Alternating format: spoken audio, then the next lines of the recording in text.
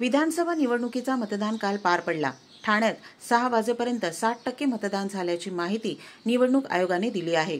मतदान पार पडल्यानंतर निकालाची उत्सुकता राज्यात लागली आहे।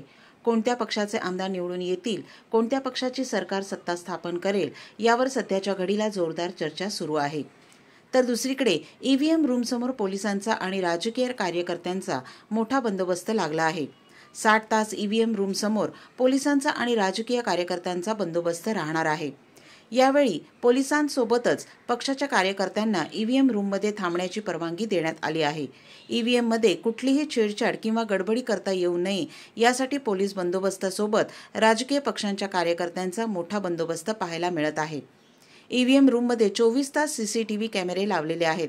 या कॅमेऱ्यावर निवडणूक आयोग आणि पोलीस कंट्रोल रूम लक्ष ठेवून आहेत। विधानसभा निवडणुकीचा निकाल 23 नोव्हेंबर रोजी सकाळी 8 वाजल्यापासून लागण्यास सुरुवात होईल। महाराष्ट्र विधानसभा निवडणुकांसाठी ईव्हीएम व्हीव्हीपीएटीचा वापर करण्यात आला आहे।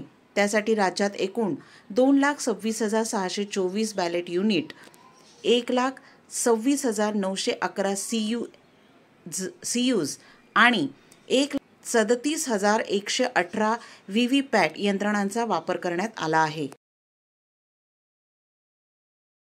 आणि त्याच्या भोवती 3 लेअरची पोलिसांचा बंदोबस्त आहे।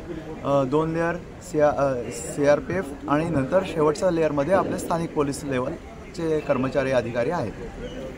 आपण काउंटिंगसाठी आतमध्ये 14 टेबल हे ईव्हीएम काउंटिंगसाठी ठेवलेले आहेत। 3 टेबल ही आहेत ते पोस्टल बॅलेटसाठी आहेत, 1 टेबल हे ETPBS साठी आहे आणि याच्या पलीकडे टॅब्युलेशन कॉम्प्युटरवरती टॅब्युलेशन करण्यासाठी अरेंजमेंट केलेली आहे। तसंच ऑब्झर्वर, RO आणि ARO यांची पण तिथे अरेंजमेंट केलेली आहे। हमाल जे असतील काउंटिंगच्या दिवशी जेव्हा सकाळी स्ट्रॉंग रूम उघडली जाईल त्यानंतर हमालाद्वारे वाहतूक करून सर्वात पहिले 8 वाजेपर्यंत जेवढी काही आपल्याकडे पोस्टल बॅलेट पेपर्स आलेले असतील त्यांचं काउंटिंग सुरू करणार। त्याच्यानंतर अर्ध्या तासाने म्हणजे सकाळी 8:30 वाजता आपण ईव्हीएम स्ट्रॉंग रूम उघडून त्याच्यातून ईव्हीएम बाहेर काढणार आणि त्याचं काउंटिंग सुरू करणार आहोत।